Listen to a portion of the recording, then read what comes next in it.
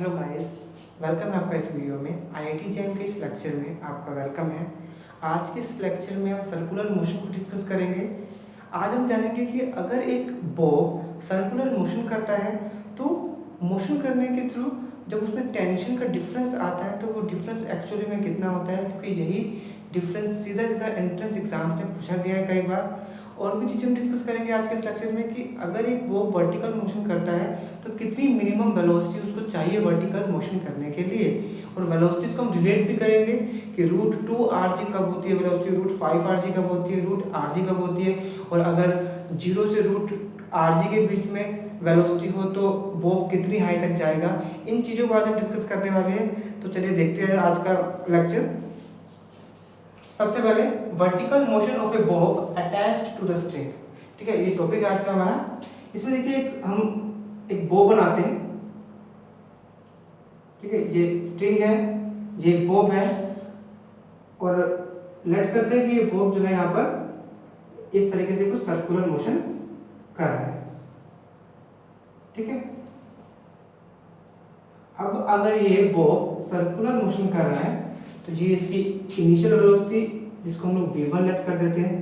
ठीक है, अब ये लोवेस्ट पोजीशन है इस बॉब की जिसमें इसकी जो वेलोसिटी है वो v1 है।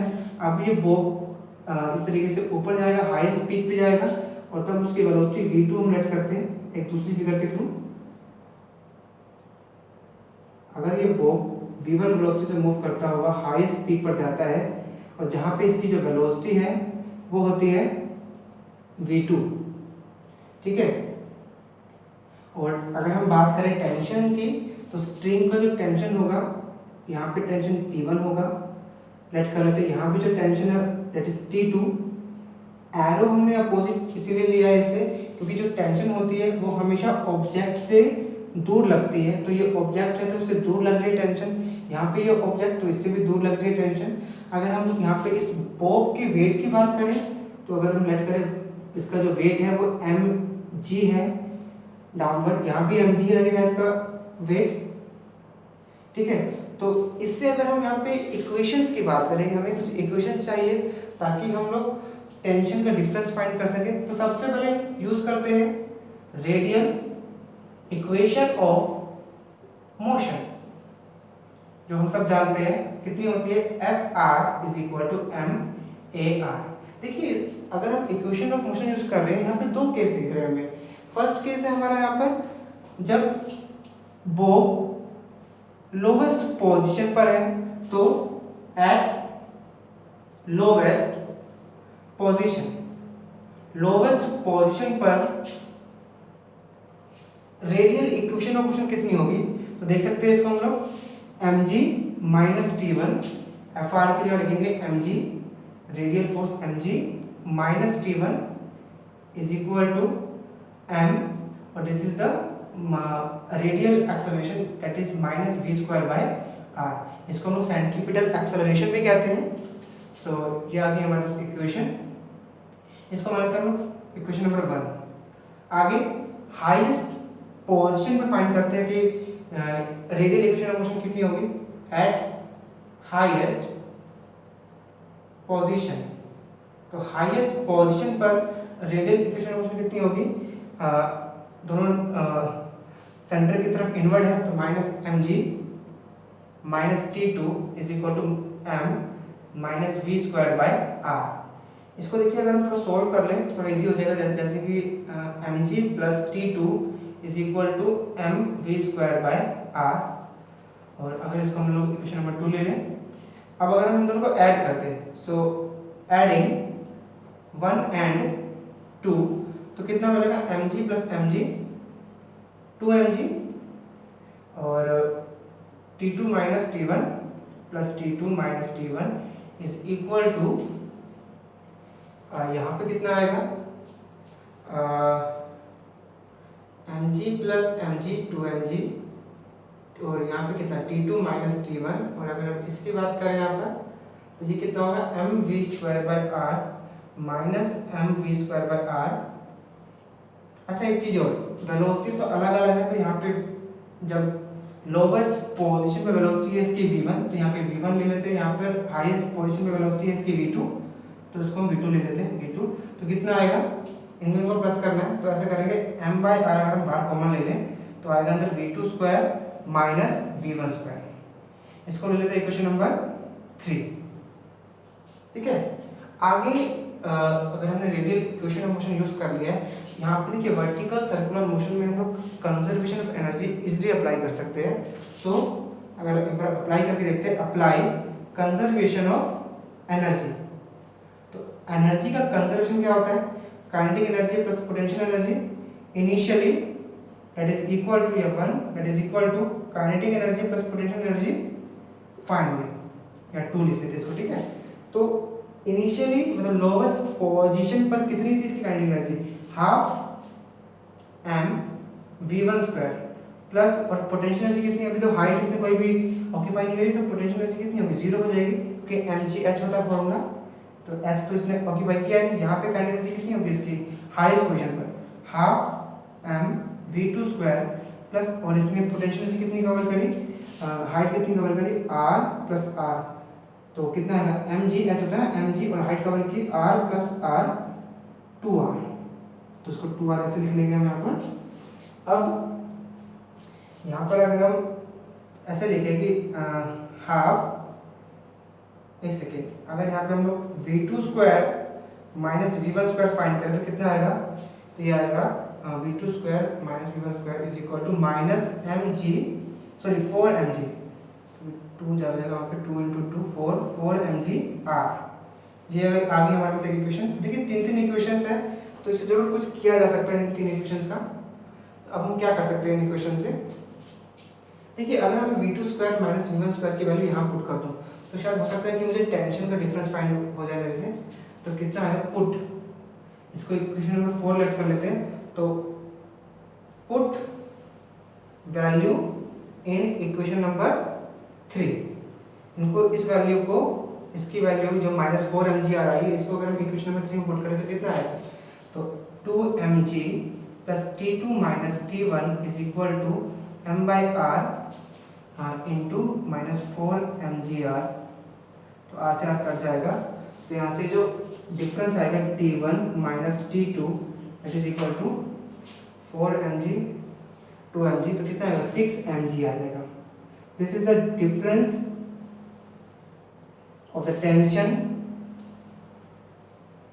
between the lowest position and the highest position। तो lowest position और highest position के जो बीच का जो डिफरेंस है टेंशन का, वो आता है हमेशा 6 mg। इसका मतलब देखिए यहाँ पे कहीं पे वेलोसिटी v तो आ नहीं रहा, ऐसा कह सकते हैं हम यहाँ पर कि मतलब कि वेलोसिटी कैसी भी रहे, टेंशन का जो डिफरेंस आएगा एट लोवेस्ट एंड फाइनल या फिर लोवेस्ट एंड हाईएस्ट पोजीशन पर जो टेंशन का डिफरेंस आएगा वो आएगा हमारे पास 6 mg। तो ये काफ़ी ज़्यादा इम्पोर्टेंट एक रिलेशन है, इससे रिलेटेड सीधा क्वेश्चन IIT JEM JNU में पूछे गए हैं। ठीक है, सो आप इसको नोट कर लीजिए, इसके बाद हम आगे वेलोसिटीज के रिलेशन फाइंड करेंगे। ठीक है,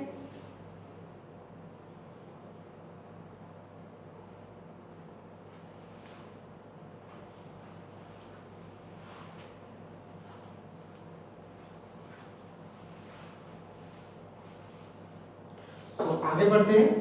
हालांकि हमें इन इक्वेशंस को यूज भी करना है आगे, तो एक बार अगर हम ड्रॉप कर दें फिर हम दोबारा भी एक बार नोट कर लेंगे। सो आगे देखते हैं, अगर हम इनका इक्वेशन का यूज करें, जैसे कि एक इक्वेशन हमारे पास 2 है, तो सेकंड इक्वेशन से हम क्या यूज कर सकते हैं, यहाँ से हम v2 की वैल्यू फाइंड कर सकते हैं। सो यूजिंग इक्वेशन नंबर 2, तो इक्वेशन नंबर 2 को यूज करें तो यहाँ से v2 की वैल्यू कितनी आएगी, v2 की वैल्यू आएगी हमारे पास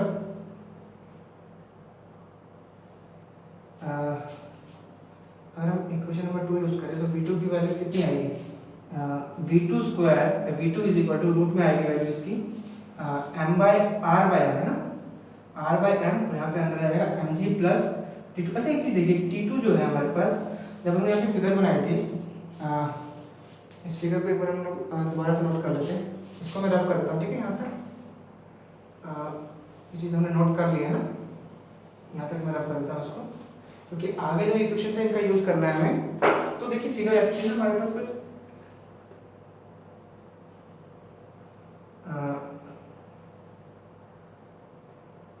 वो यहाँ पर था और अब वो यहाँ था। यहाँ पर टेंशन लग रही थी T1, यहाँ पर टेंशन लग रही थी नीचे की तरफ T2। तो ये था लोवेस्ट पोजीशन और ये थी हाईएस्ट पोजीशन बोब की। देन देखिए यहाँ से हम देख सकते हैं कि टेंशन जो T1 है वो बहुत ज़्यादा है, क्योंकि देखिए इस बॉब की वजह से, बॉब ग्रेविटी की वजह से नीचे आ रहा है, जिसकी वजह से जो स्ट्रिंग है यहाँ पे टेंशन जो है मतलब खिंचाव जो है कुछ ज़्यादा पड़ रहा है, तो T1 ज़्यादा है। लेकिन जब ये बॉब ऊपर ऊपर आने लगता है तो क्या देखते हैं हम लोग कि धीरे धीरे जो वेलोसिटी है, पहले हम यहाँ से V1 वेलोसिटी थी, अब वो धीरे धीरे वेलोसिटी क्या हो रही है, कम हो रही है। और जैसे वो इस पॉइंट पर पहुँचता है बॉब, तब देखिए यहाँ पर ये जो स्ट्रिंग है ये लूज होने लगती है। लूज होने का मतलब होता है कि यहाँ पे जो टेंशन है T2 वो बहुत ज़्यादा कम हो जाता है। ठीक है, अगर वो कम होता है, अगर हम उसको मान ले मिनिमम 0, कि मिनिमम जो टेंशन है T2, वैसे भी बहुत कम होता है टेंशन T2, ठीक है, अगर वो 0 हो जाए, सो अगर हम T2 को माने T2 मिनिमम और इसकी वैल्यू अगर हम 0 रखें तो देखते हैं हमें क्या रिलेशन मिलता है। तो V2 में मिलेगा √m से हम कर देंगे तो √r(g) मिलेगा। मतलब ये रिलेशन बहुत इंपॉर्टेंट है। मतलब ये V2 मिला, V2 मतलब यहाँ पे वेलोसिटी थी V1 और ये वेलोसिटी थी V2, मतलब V2 मिल गया हमें। मतलब हाईएस्ट पोजीशन पर मिनिमम वेलोसिटी कितनी होनी चाहिए, क्योंकि जब टेंशन मिनिमम तो वेलोसिटी मिनिमम। ठीक है, मतलब नॉर्मली अगर कंपेयर करें तो हाईएस्ट पोजीशन पर जो वेलोसिटी है V2 वो कितनी होनी चाहिए, कम से कम √r(g) होनी चाहिए। अब देखिए इसका इस्तेमाल करके हम और भी कुछ फाइंड कर लेते हैं। V2 को अगर हम यहाँ पुट करें तो V1 कितना है, तो V1 is equal to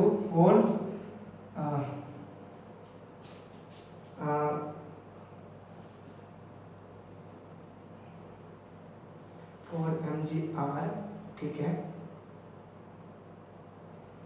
V2 square minus V1 square is equal to m, तो है ना, m नहीं आएगा इधर, सॉरी, m से m तो कट जाएगा, तो 4gr और V2 स्क्वायर मतलब कि rg, तो 4rg और rg मतलब कि रूट में 5rg। तो मतलब ये V1 की वैल्यू आ गई। अब V1 क्या है, ये मिनिमम वेलोसिटी हम मान सकते हैं इसको। V1 मतलब क्या, V1 मतलब ये वेलोसिटी, मतलब कि लोवेस्ट पोजीशन पर मिनिमम वेलोसिटी कितनी होनी चाहिए, कम से कम √5rg होनी चाहिए। ठीक है, तब वो वर्टिकल मोशन कवर कर सकता है। ठीक है, ये काफ़ी ज़्यादा इंपॉर्टेंट रिलेशंस है। V2 हम लोग यूज़ कर रहे थे हाईएस्ट पोजीशन के लिए, तो हाईएस्ट पोजीशन पर मिनिमम वेलोसिटी होती है √rg, ये काफ़ी इंपॉर्टेंट है। और लोवेस्ट पोजीशन पर कम से कम हमें वेलोसिटी कितनी चाहिए होती है, √5rg। This is the velocity, minimum velocity at lowest position. ठीक है, देखिए आगे अगर हम एक अगर हम रिलेशन लेंगे कि हाईएस्ट पोजीशन पर वेलोसिटी कितनी होनी चाहिए, कम से कम रूट में rg होनी चाहिए। लेकिन अगर हम रूट में rg से वेलोसिटी कम लें, √rg से वेलोसिटी कम लें, ठीक है, V2 अगर हम कम लें तो क्या होगा, देखिए तब होगा क्या कि ये तो वर्टिकल के लिए, क्योंकि ये हाईएस्ट पोजीशन पर वेलोसिटी है, अगर हम √rg से कम वेलोसिटी कर दें या इस बॉब की वेलोसिटी कम हो जाए, तब क्या होगा, तब ये कंप्लीट वर्टिकल मोशन तो नहीं कर पाएगा। तब जो है ना ये इस तरीके से ये बॉब यहाँ तक तो पहुँच जाएगा, लेकिन √rg तो वेलोसिटी नहीं, क्योंकि मिनिमम वेलोसिटी कितनी होनी चाहिए हाईएस्ट पोजीशन पर, मिनिमम वेलोसिटी होनी चाहिए हाईएस्ट पोजीशन पर रूट में rg। लेकिन रूट में rg अगर वेलोसिटी नहीं होती है, उससे कम होती है वेलोसिटी, तब जो है ये कंप्लीट सर्कुलर मोशन ना करके क्या होगा, ये पैराबोलिक पाथ कवर कर लेगा इस तरीके से। अब ये पैराबोलिक पाथ कवर कर लेता है। ठीक है, तो इसके कुछ रिलेशंस है, इनको हम देख सकते हैं इस तरीके से। देखिए आगे में कुछ केस डिस्कस कर लेते हैं, कुछ केस अभी भी इम्पोर्टेंट बचे हुए हैं। देखिए अगर हम बात करें, मिनिमम वेलोसिटी होती है लोवेस्ट पोजीशन पर, वो कितनी होती है, √r मतलब √5rg होनी चाहिए। लेकिन अगर हम वेलोसिटी कम कर दें, मान लीजिए अगर हम एट केस नंबर 2 ले लेते हैं, ठीक है, इसको केस नंबर 1 लिया ये, केस नंबर 2, अगर हम एट लोवेस्ट पोजीशन, अगर हम लोवेस्ट पोजीशन पर जो है जो वेलोसिटी है वो ले ले, लोवेस्ट पोजीशन पर वेलोसिटी v1 ले ले, अगर हम रूट में 2rg होनी कितनी चाहिए, रूट में 5rg होनी चाहिए। अगर हम रूट में 2rg वेलोसिटी रखते हैं तब क्या होगा, तो इतनी वेलोसिटी के साथ देखते हैं कि जो बॉब है, अगर हम इतनी वेलोसिटी रखें तो ये बॉब कितनी हाइट तक जाएगा, तो हमें पता नहीं कितनी हाइट तक जाएगा। तो ऐसा करते हैं यहाँ पे फिर हम लोग लगाते हैं कंजर्वेशन ऑफ एनर्जी। देखते हैं क्या इससे हमें कुछ फायदा मिलता है। तो KE plus PE initially is equal to KE plus PE finally. तो काइनेटिक एनर्जी कितनी होगी यहाँ पर इस पॉइंट पर, half m v1 square plus, और पोटेंशियल एनर्जी तो अभी कुछ भी नहीं है इसकी, zero, is equal to kinetic energy इस पर अब कितनी होगी, मान लीजिए कहीं किसी पॉइंट पर जाता है क्योंकि रूट 2r रखी है हमने, तो ये कंप्लीट सर्कुलर मोशन पूरा कवर कर नहीं सकता ये, तो कहीं ना कहीं जाके रुकेगा जरूर है, रुकेगा तो वहाँ वेलोसिटी फाइनली कितनी आ जाएगी, जीरो हो जाएगी। तो half m zero square plus, और पोटेंशियल एनर्जी कितनी होगी m जीरो, और मुझे नहीं पता किस हाइट पर जाके जो है जो इसकी वेलोसिटी है वो जो इसकी वेलोसिटी है वो जीरो हो जाए। तो हाइट नहीं पता तो हम मान लेते हैं वहाँ पे h, कितनी हाइट है पता नहीं है, वो भी देखते हैं क्या रिलेशन फाइंड होता है। 1/2 ऐसा करते देखिए, v1 वेलोसिटी में लिए रूट में 2rg, तो पुट कर देते हैं इधर 2rg, ठीक है, 2 से 2 कट जाएगा तो यहाँ पे कितना आ जाएगा, तो ये आ जाएगा rg, तो rg से g तो कट जाएगा, m से m कट जाएगा, तो कितना आएगा r is equal to h।